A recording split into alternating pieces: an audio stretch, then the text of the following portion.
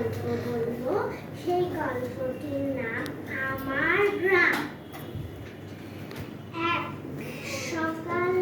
এক শীতকালের সকালে আমরা আমার গ্রামের বাড়ি গিয়েছিলাম। এরপর যখন যাচ্ছিলাম তখন চোখে পড়ে এক সুন্দর নদী। নদীর পাশে দুইটা খেজুরের গাছ ছিল। এরপর আমরা তাড়াতাড়ি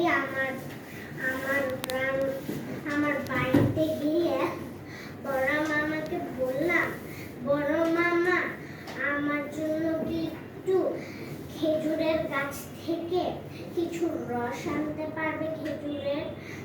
এরপর বড় মামা বলল, অবশ্যই। এরপর বড় মামা ছোট মামাকে বলল, আসো আজকে আমরা জন্য খেজুরের রস নিয়ে আসবো।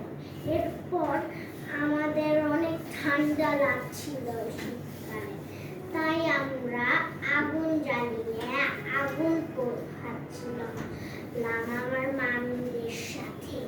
অনেক মজা হয়েছিল। এক সপ্তাহ থেকে আমরা চলে আসলাম। ধন্যবাদ।